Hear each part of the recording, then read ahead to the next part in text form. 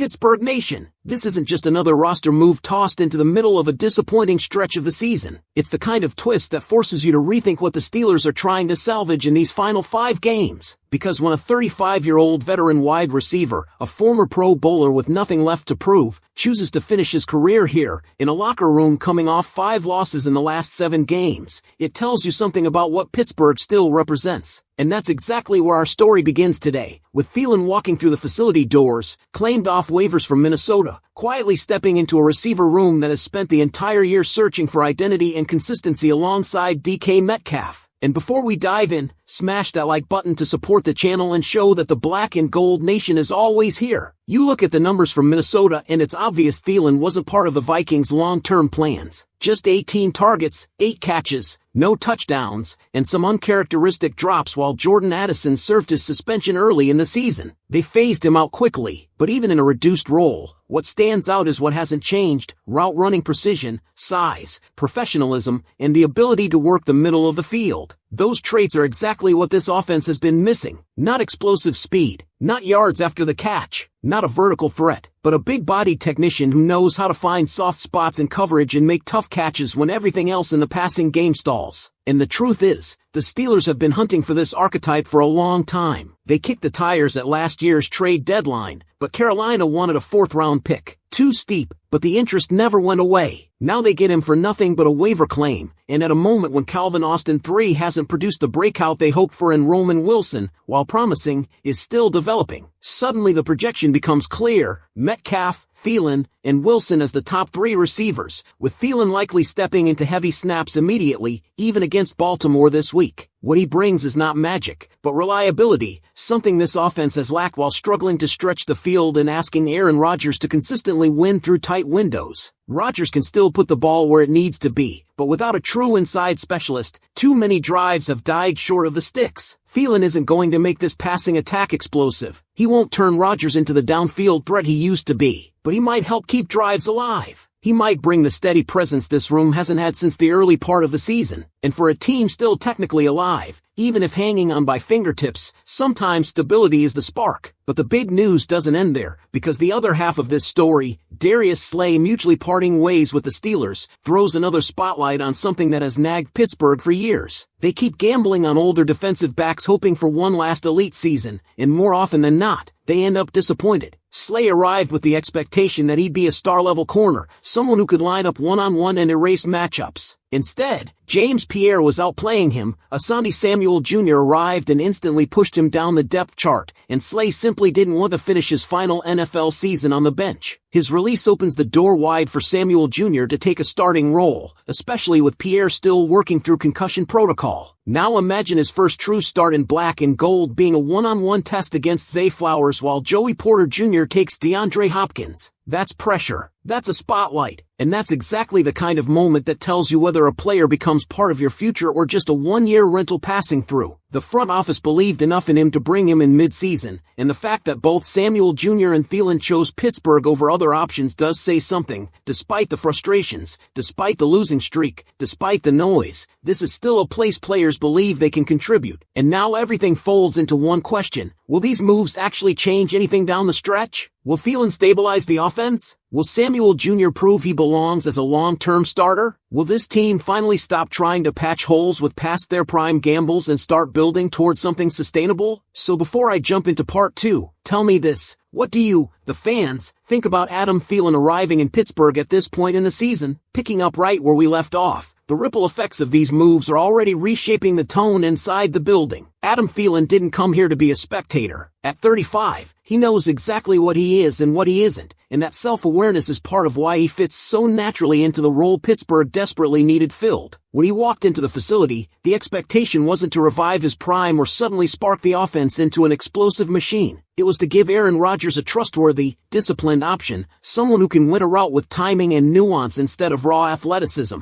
And early signs are that the coaching staff intends to lean on that immediately. The sense around the locker room is that Thielen is already being plugged into key third down and red zone packages. Routes over the middle, sideline outs, inside leverage fades. These are the concepts Pittsburgh designed earlier in the season but shelved because none of the younger receivers consistently executed them the way the staff needed. That's part of why the offense kept stalling in short yardage situations and why Rodgers has looked hesitant at times. When a quarterback doesn't fully trust a route to be run with precision, he pulls the ball down, checks it down, or forces throws that break rhythm. Thielen's presence solves a good chunk of that. He may not stretch the field vertically, but he stretches the field structurally, forcing defenses to respect timing routes again. And while all that is happening on offense, the defensive side is undergoing its own transformation. The decision to part ways with Darius Slay isn't just a roster move, it's a symbolic shift. For years, the Steelers have chased the idea of adding veteran defensive backs to anchor the defense with experience. But what unfolded this season was a reminder that experience doesn't always equal impact. Slay wasn't the player they hoped for, and even he seemed to recognize that. Stepping aside allows the defense to finally align with reality instead of reputation. That's where Asante Samuel Jr. becomes the true focal point. His arrival earlier this year already raised eyebrows, but now there's no hiding, no easing in, no specialized sub-packages to slowly introduce him. He steps directly into the fire, and the matchup awaiting him is exactly the kind young corners either grow from or get exposed by. Zay Flowers is quick, elusive, and used heavily in Baltimore's offense. There's no hiding him. Samuel Jr. will be asked to play on an island in key moments, and the coaching staff is banking on his competitiveness and instincts to rise to the moment. This is a test not only of Samuel Jr., but of the entire evaluation philosophy moving forward. If he shows he can hold his own, it opens the door to re-signing him in the offseason, potentially making him part of the core for years ahead. If he struggles, the Steelers are back to the cycle they've been stuck in for seasons. Patchwork fixes on the perimeter, hoping to find answers in veteran names instead of developing consistent, long-term contributors. But perhaps the most underrated part of this week is the psychological effect these changes create. When a team releases a respected veteran like Slay and simultaneously elevates someone like Samuel Jr.,